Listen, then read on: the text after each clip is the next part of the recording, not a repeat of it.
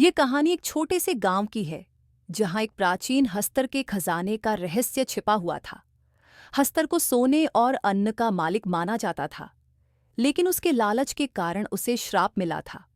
उसने सोने पर अधिकार कर लिया, लेकिन जब उसने अन्न चुराने की कोशिश की, तो बाकी देवताओं ने उसे सजा दी। उसे कभी अन्न न छूने का श्राप मिला और उसे उसकी मां के गर्भ में हमेशा के लिए छिपा दिया गया। गांव में एक परिवार रहता था, जिसकी दादी उस हस्तर से जुड़ी हुई थी। वह खंडहर में रहती थी और उसकी देखभाल एक महिला करती थी, जो इस शापित खजाने की कहानियां सुनाया करती थी। उस महिला का बेटा हमेशा खजाने के बारे में सोचता रहता था। उसकी मां उसे बार बार चेतावनी देती थी कि इस खजाने से दूर रहे, लेकिन उसकी जिज्ञासा और लालच उसे हर बार खंडहर की ओर खींचता। समय बीतता गया और जैसे ही वह बड़ा हुआ, उसका खजाने के प्रति लालच और बढ़ गया। एक दिन उसने खंडहर के अंदर छिपे गर्भगृह का रास्ता ढूंढ निकाला। वह जान गया था कि खजाना कहाँ छिपा है, लेकिन वहां जाने के लिए उसे कई डरावनी और रहस्यमयी चुनौतियों का सामना करना पड़ा। उस गर्भगृह के अंदर हस्तर सोने की रक्षा करता था। वह हमेशा भूखा रहता था, क्योंकि उसे अन्न छूने की इजाजत नहीं थी, और उसके लालच ने उसे एक अमर राक्षस में बदल दिया था। लेकिन खजाने तक पहुंचने का एक तरीका था। उसने पाया कि अगर वह सावधानी से हस्तर से सोने के सिक्के चुरा ले, तो वह अपनी जान बचा सकता है। उस लड़के ने हस्तर को भटकाने के लिए एक तरकीब सोची। उसने आटे की गुड़िया बनानी शुरू की, ताकि जब तक हस्तर उन गुड़ियों को खाता रहता, वह चुपचाप खजाने से सोना चुरा सके।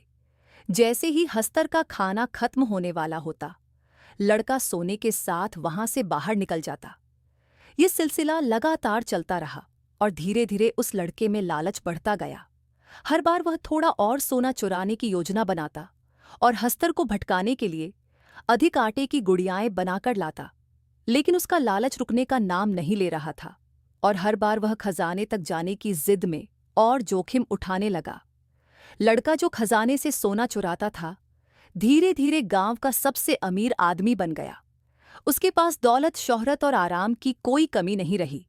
उसने आलीशान घर बनवाया, व्यापार में बड़ा नाम कमाया और जल्द ही उसकी शादी भी हो गई। उसकी जिंदगी ऐश ओ आराम में बीतने लगी। कुछ सालों बाद उसके बच्चे भी हुए और वह पिता बन चुका था। लेकिन उसकी सोने की लालच कभी खत्म नहीं हुई। जितना अधिक सोना वह जमा करता, उतनी ही उसकी भूख बढ़ती जाती। समय बीतने के साथ उसका बेटा भी बड़ा होने लगा। लड़के ने अपने बेटे को वही कहानियां सुनाई जो उसकी मां ने कभी उसे सुनाई थीं। उसने बेटे को खजाने और हस्तर की रहस्यमयी दुनिया से परिचित कराया। हालांकि उसने अपने बेटे को सचेत किया कि इस खजाने के पीछे भागना खतरनाक हो सकता है, लेकिन उसकी बातों में खुद उसके लालच की झलक थी। अब वह लड़का, जो खुद पिता बन चुका था, खजाने की खोज में अकेला नहीं जाता था। उसने अपने बेटे को भी अपने साथ ले जाना शुरू कर दिया। शुरू में बेटा सिर्फ उसे देखता था, लेकिन धीरे धीरे उसके अंदर भी सोने की लालसा पनपने लगी।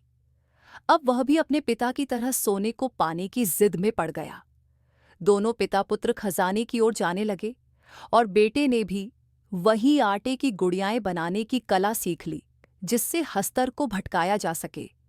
एक दिन बेटे ने अपने पिता से कहा, पिताजी, अगर हम और भी ज्यादा आटे की गुड़ियाएं बनाई, तो हस्तर को खाने में और भी अधिक समय लगेगा और हम ढेर सारा सोना एक साथ चुरा सकेंगे।